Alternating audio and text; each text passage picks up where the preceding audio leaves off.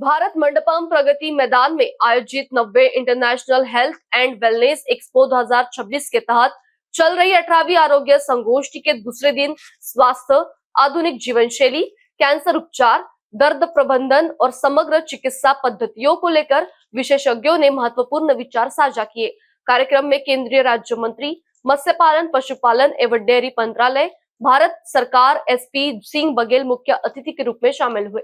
कार्यक्रम के दौरान नमोगंगे ट्रस्ट के चेयरमैन विजय शर्मा और नेशनल कोऑर्डिनेटर अजय वर्मा सहित ट्रस्ट के पदाधिकारियों ने केंद्रीय राज्य मंत्री का पुष्पगुच्छ एवं स्मृति चिन्ह भेंट कर स्वागत किया। श्री बघेल ने एक्सपो में लगाए गए विभिन्न स्टॉलों का भ्रमण कर स्वास्थ्य क्षेत्र से जुड़े उत्पादों एवं सेवाओं की जानकारी भी ली।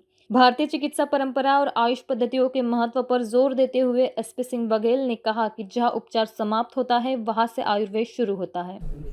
सेमिनार आयोजित की गई है, बल्कि एग्जीबिशन भी लगाई गई है जिसमें इंडियन सिस्टम ऑफ मेडिसिन को लेकर के बातें कही जा रही है। आयुर्वेद का क्या महत्व है, यूनानी का क्या महत्व है। मैं आपको बधाई देना चाहूँगा कि हम फिर अपने पुरातन चिकित्सा पद्धति की तरफ लौट रहे हैं। उसमें आज का ये कॉन्क्लेव और ये एग्जीबिशन बहुत सहायक होगी। इससे फायदा हो गई। हम जब तक देश गुलाम नहीं हुआ था, एलोपैथियाँ नहीं आई थी। हमारे यहाँ आयुर्वेद अपने आप में ग्रंथ है और कई हजार साल पुराना हमारा इतिहास है। सुसैन वैद्य रहे हैं, तो इसके पहले उसी से हमारी चिकित्सा होती थी और लोग निरोगी होते थे।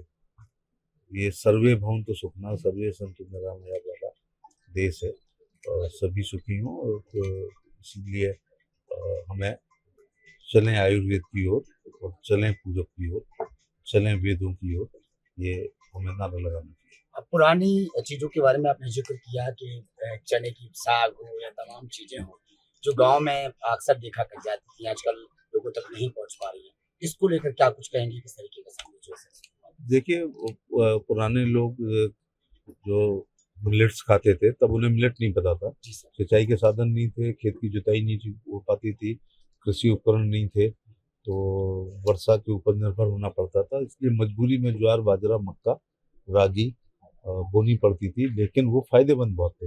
मेरी माँ ने कभी भी गेहूं की रोटी नहीं खाई। 20% गेहूं, 20% बेजर और 60% चना मिला के, जैसे शहर में मिस्सी रोटी कहते हैं, वो गेहूं चना की रोटी खाया करती थी और स्वस्थ रहती थी हमेशा। तो उस पर भी हमें ध्यान देना चाहिए कि जो हमारे श्री अन्न है, जिस पर प्रधानमंत्री जी बहुत ध्यान दे रहे हैं, उसकी तरफ हमें जाना चाहिए। और भारत के मसाले अपने आप में सभी आयुर्वेद की दवाएं हैं। उन्होंने कहा कि आयुर्वेद और अन्य पारंपरिक चिकित्सा पद्धतियों को केवल बीमारी के बाद उपचार तक सीमित रखने के बजाय बीमारी से पहले ही स्वस्थ जीवन शैली का हिस्सा बनाया जाना चाहिए।